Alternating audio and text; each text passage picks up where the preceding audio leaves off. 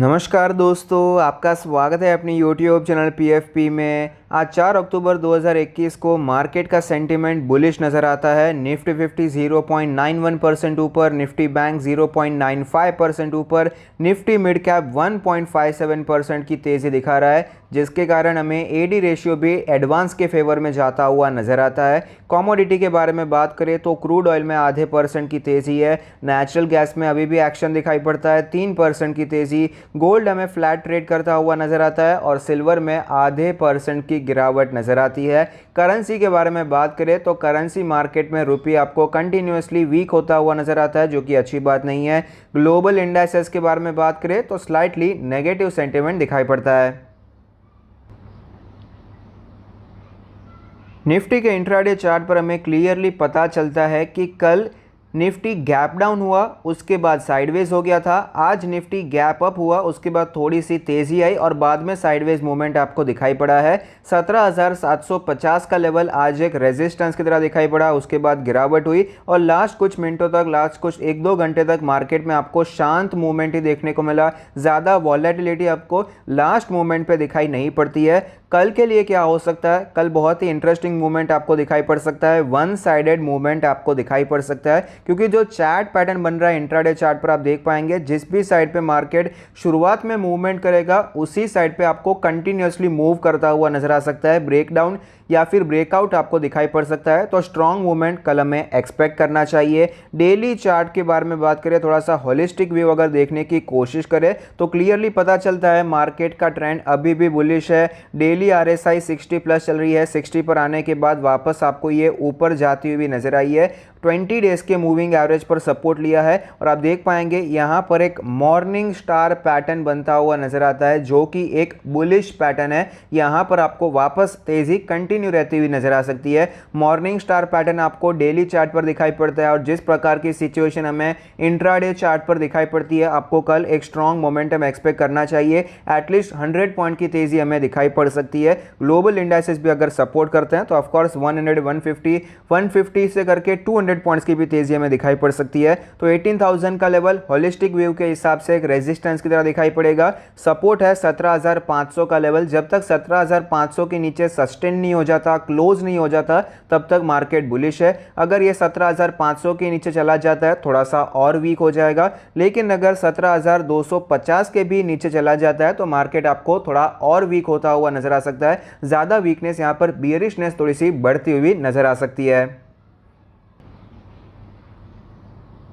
News के बारे में बात करें तो आज हमें केमिकल सेक्टर के स्टॉक्स में भारी तेज़ी नज़र आती है। दीपक नाइट्राइट, आरती इंडस्ट्री, बहुत से स्टॉक हैं जो कि हमें 5-6%, 8-10% तक भागते हुए नजर आए हैं। उसका रीज़न है कि चाइना में पावर आउटेज दिखाई पड़ता है। ये पहले भी हो चुका है, फिर से ये आपको पावर आउटेज देखने को मिला है, जिसके कारण पहले पावर वाले स्टॉक्स भी भागे थे और आज हमें केमिकल स्टॉक्स भागते हुए नजर आते हैं। केमिकल के प्राइसेस बहुत बढ़ चुके हैं, तो इन सारी केमिकल कंपनीज को बहुत फ़ायदा होता हुआ नजर आता है। अच्छी बात है, हमारे केमिकल स्टॉक्स ऊपर जा रहे हैं, हमारे पोर्टफोलियो में प्रॉफिट देखने को मिलता है। लेकिन ओवरऑल मैक्रो इकोनॉमिक की वजह से, मैक्रो इकोनॉमिक अगर हम कॉन्सेप्ट देखते हैं तो उस हिसाब से ये जो पूरा पावर आउटेज चल रहा है चाइना में, ये ग्लोबली इतनी पॉजिटिव बात बनकर नहीं आती है।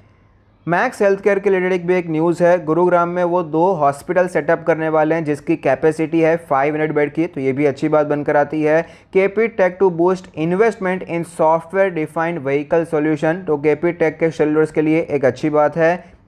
एचयूएल Q2 के रिजल्ट्स कंसिडर करने वाले हैं, इंटरिम डिविडेंड कंसिडर करने वाले हैं फॉर FY22 ऑन October 19, तो हमें पता चलेगा रिजल्ट्स कैसे आए हैं और कितना डिविडेंड हमें दिखाई पड़ता है। जनरली आपको एचयूएल में 1% से ज़्यादा का डिविडेंड यील्ड पूरे साल का मिल ही जाता है।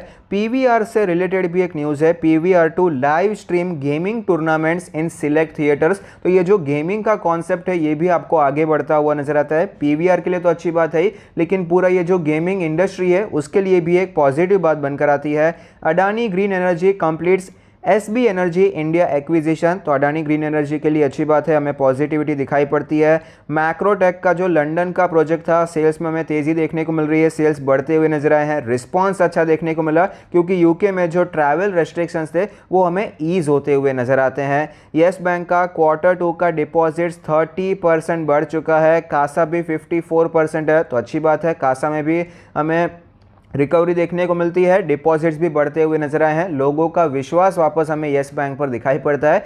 शेयर में निवेश करना नहीं करना ये अलग बात है, लेकिन बैंक जिंदा होनी चाहिए, लोगों का विश्वास यहाँ पर होना चाहिए, डिपॉजिट्स होने चाहिए, वरना ये भी आपको डोमिनो इफेक्ट दिखाई पड़ सकता है, एक के बाद एक आपको पूरी सिस्टम खराब होती हुई नजर आ सकती है। एनटीपीसी के शेयर में तेजी देखने को मिली after denying report of IPOs of 3 units.